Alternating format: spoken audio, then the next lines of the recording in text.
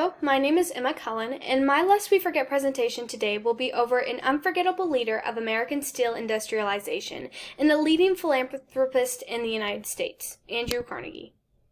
My biographical research source is the biography Andrew Carnegie by David Nasaw. So, what pops into your head when you hear the name Andrew Carnegie? You may be thinking, oh, that's the guy with the steel production. Or, wait, isn't that a library? Those ideas, for the most part, are correct. Carnegie did make a multi-billion steel production company and produced hundreds of libraries across the country in his name. The real question that needs to be asked here today is, how did Andrew Carnegie become the man we all know of today?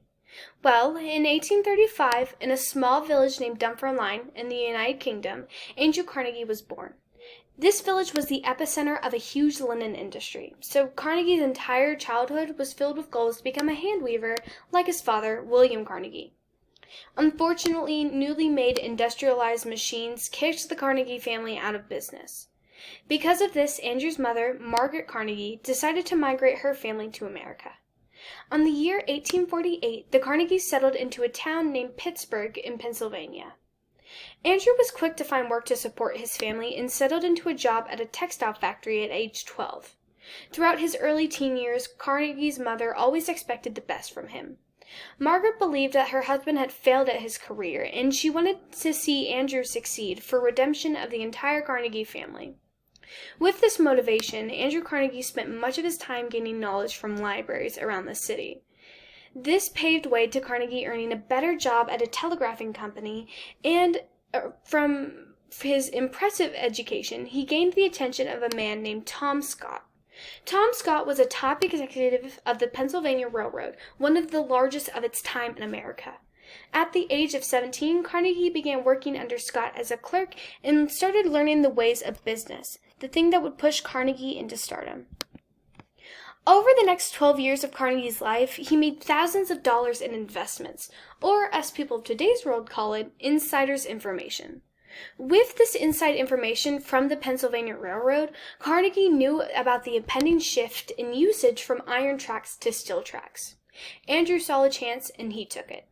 Carnegie successfully opened his first steel production plant in 1875, and his goal was to take control of the entire industry. He shook out all of his competition. Carnegie survived and triumphed in an environment rife with cronyism and corruption. By 1890, Carnegie had made more than $2 million a year from his company. While on the road to becoming one of the richest men in America, Andrew Carnegie decided that he wanted to use his profits to give back. Because of all the knowledge and education he had gained from libraries when he was young, Carnegie decided to open up libraries across the country. Andrew also began writing books and literatures about American democracy. One of his most famous titles, The Gospel of Wealth, described that only hard work and perseverance should lead to wealth. Most heirs of large fortunes often squander them in richest living, instead of nurturing and growing them. Though Andrew Carnegie's steel company, libraries, and literature work, he came to be known as a millionaire industrialist with a working-class heart. Even though Carnegie sought to give back to America, work conditions at his plant were no different from other factories.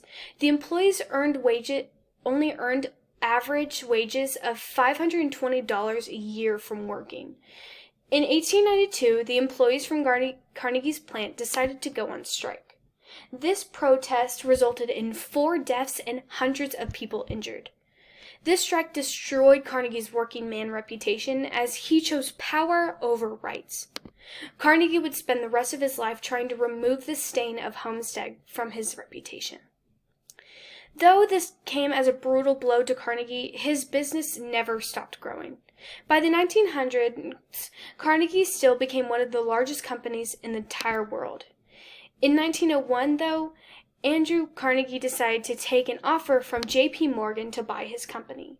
He sold Carnegie Steel for $480 million. This is how Andrew Carnegie became the richest man in the world.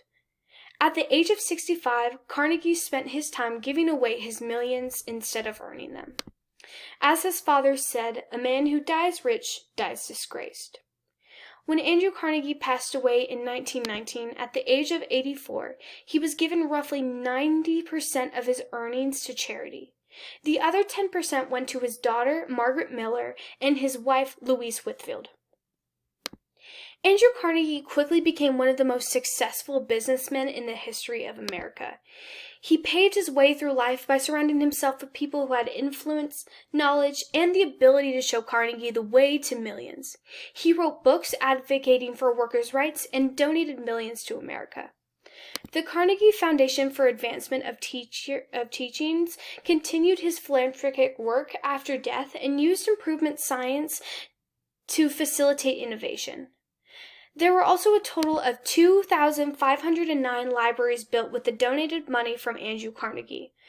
The first book I ever read was from the Carnegie Library in my very own town. The highest praise I can offer Andrew Carnegie is to profess that, after these many years of research and writing, I find him one of the most fascinating men I've encountered, a man who had many things in his long life, but never boring.